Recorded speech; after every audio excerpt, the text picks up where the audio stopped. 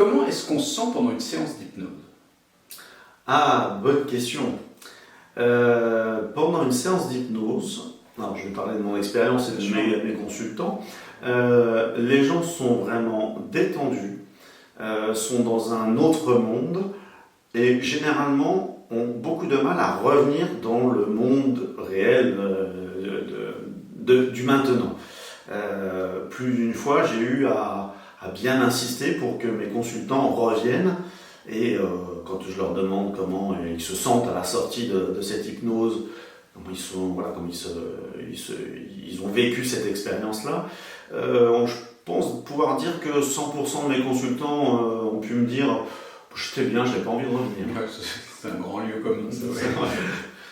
Ok. Et les tiens? Pendant une séance d'hypnothérapie, moi les miens, mes consultants, c'est globalement à peu près pareil. L'idée, c'est que on se sent totalement détendu.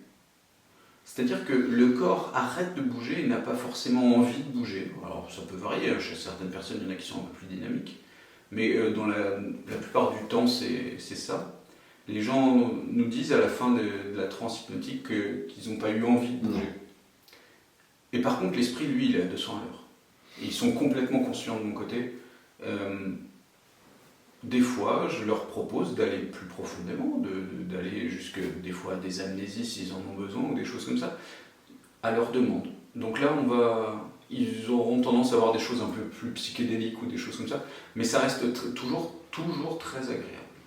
J'ai beaucoup de consultants quand pendant l'interaction d'une séance où je leur demande de lever le doigt pour être d'accord ou pas avec la suite de l'histoire, ils le font parce que voilà, pleinement conscient de la chose, mais au retour, ils disent j'ai levé le doigt mais c'était lourd, c'était très lourd. C'est ça, ouais. Je l'ai fait parce qu'il fallait le faire, mais j'avais pas envie, j'étais bien. Et ouais, c'est exactement ça. C'était bien, j'avais pas envie de bouger. C'est ce que je leur explique moi souvent avant de partir en transe. Je leur explique comment va être la transe, ce qu'ils peuvent ressentir. Ils pourront ressentir d'autres choses, mais globalement, c'est que vous ne ressentez pas le besoin de bouger à ce moment-là. Vous n'avez pas l'envie.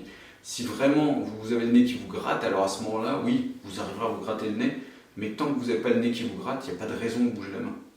Et c'est ça qui va être le lieu commun en fait sur les trans. Et je pense que ça c'est aussi important à spécifier, je pense que tu le fais aussi avec tes consultants, c'est de leur dire que à partir du moment où ils vont rentrer en hypnose, s'ils ont besoin de se repositionner, se gratter le nez ou tout autre, ils ont justement ce libre arbitre et ce choix de pouvoir le faire sans aucune contrainte. Je vais même un peu plus loin, donc ça c'est ce qu'on appelle poser les fusibles en termes techniques.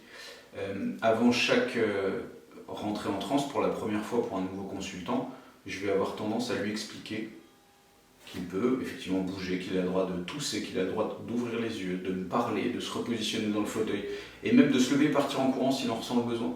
C'est pas un problème, c'est à moi, hypnothérapeute, de gérer ça, de gérer la problématique de mon consultant. Si je me rends compte que mon consultant est très nerveux pendant la phase hypnotique, je vais pouvoir même le réveiller c'est un bien grand mot, mais le ramener, lui demander pourquoi, et ensuite on va faire en sorte que ce moment-là soit le moment le plus agréable possible. Exactement. Voilà.